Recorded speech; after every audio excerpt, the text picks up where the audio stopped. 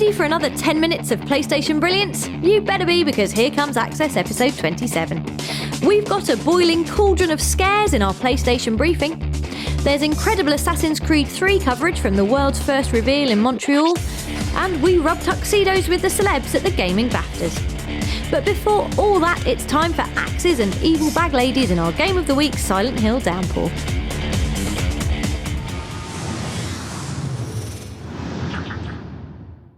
If it feels like too long since the last time you went running through a foggy nightmare suburbia and stuck a pickaxe through a monster that looks like a giant Haribo milk bottle, then hooray for Silent Hill Downpour, which includes all these things, as well as puzzles, chilling incidental characters, Did you kill him? and a fat guy getting murked in the showers. Actually, that's you doing the murking, Murphy Pendleton, locked up for crimes unknown and taking revenge on the big lad for reasons equally mysterious. Why? You know exactly why. We really don't. But this being Silent Hill, we'd bet on some shameful trauma buried in Murphy's broken mind and gradually revealed through the town's hellish transformations and twisted creatures. And we'd be right. When Murphy's prison bus dances off the road in the friendly-sounding tourist spot of Devil's Pit, he finds himself battling through rusty mazes and fending off Freudian horrors with a fire extinguisher. Fighting these creatures is still a clumsy business, which can be a little frustrating, but definitely adds to the game's frantic tension. Plus, putting the finishing touches to enemies is undeniably satisfying, whether it's with a wrench, an axe, or our squishy favourite, a sledgehammer. The puzzles, meanwhile, range from the bizarre, of course this safe can be opened by finding the power cord to this kettle and steaming up the window, to the very effective, like working out the stage directions to a performance of Hansel and Gretel in an abandoned orphanage. It's not the smoothest or prettiest game, and chugging through the fog can grind your patience, but in the end we'll forgive Downpour because for the first time since the PlayStation 2 days, it feels like an authentic and authentically crackers Silent Hill experience, and that's well worth breaking some heads over.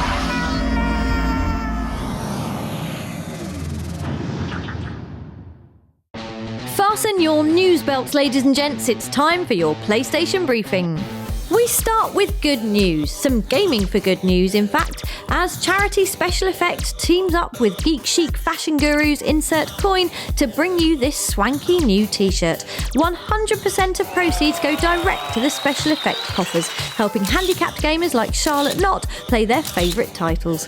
It's a thoroughly worthy cause, so do a good deed and look proper mint at the same time by visiting insertcoinclothing.com. In other news, PlayStation Vita's lineup of handheld corkers is expanding faster than the infinite cosmos, with Resistance Burning Skies showing off its shiny bits in this new trailer. The game sticks you in the shoes of firefighter Tom Riley, an excellent choice seeing as how the skies are burning. Presumably in response to some kind of hosepipe ban, Tom decides to switch water for slaughter and do lots of this. Oh, poor Chimera. Dressing up even more scares in ice biking high def is the Silent Hill HD collection, which crams Silent Hill 2 and 3 all onto one Blu-ray. Not only does this make it the most evil 50GB of optical disc you'll ever handle, but it also means Pyramid Head has more pixels in his big triangular bonce than ever before. Good, we always wanted a clearer image of this. That's all your news for now. We'll hit you with another briefing next week.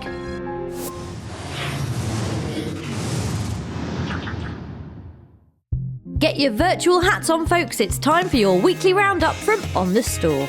Fans of albatrosses, eagles and bogies can spank their 9-irons over the news that Tiger Woods PGA Tour 13 is available for download from March the 30th. The new game features an improved swing system, impressive PlayStation Move functionality and the best rippling polo shirt physics we've ever seen. More men should be brave enough to wear salmon. Call of Duty Elite subscribers can now look forward to another map in which to test their knee-jerk shooting skills.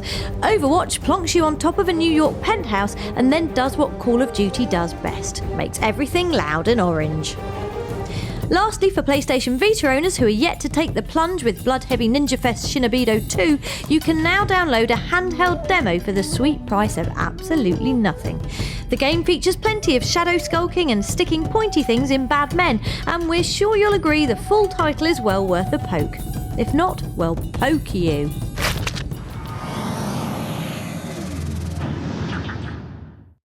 This this week's bonus level comes from the prestigious Video Game BAFTAs in London, where all sorts of industry stars were tucked up and ready to party. Like, oh look, Aaron Staten from LA Noire. Are you excited, Aaron? I'm very excited. I'm excited, to be here. I'm excited yes. Whatever you say. The evening was hosted by gaming funny man Dara O'Brien, and the big winners were Batman Arkham City for Best Action Game, Little Big Planet for Top Family Title, and the amazing Portal 2 for pretty much everything else, with the Big Game of the Year award handed over by Jonathan Ross. Who would have thought that a comedy puzzle game would win for Best Game? Congratulations to a batch of very worthy winners, and a hex on the Academy for overlooking Uncharted 3. This is bullshit. We'll see you next year.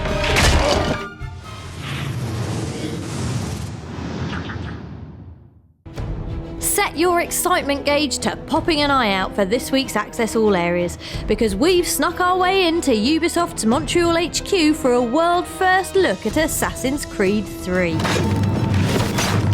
The big news is that the sprawling Renaissance spires of the Ezio trilogy have gone, making way for the 18th century American frontier. Here's creative director Alex Hutchinson and senior producer Francois Pellon with the why and how. I think when we're trying to figure out a setting, what we're looking for is somewhere that's never been used in a game before, somewhere that's going to be a fresh place for people to explore. For us, the American Revolution was just filled with strong secondary characters, big events that people knew, and sort of a relatively untouched landscape. We'll introduce as well Washington.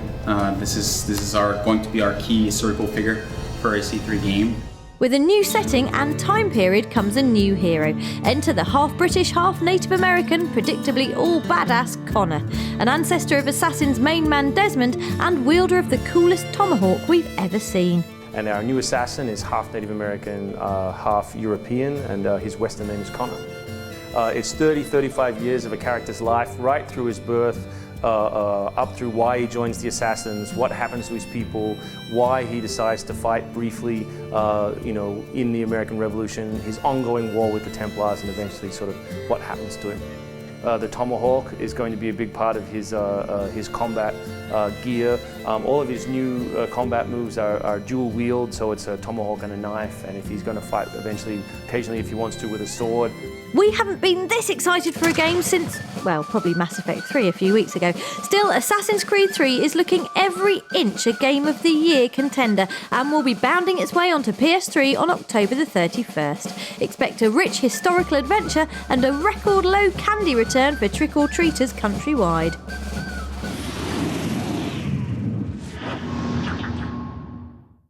In between saving the galaxy from an unrelenting swarm of death machines and managing human-alien diplomatic relations, it's easy to take your eye off the little things in Mass Effect 3.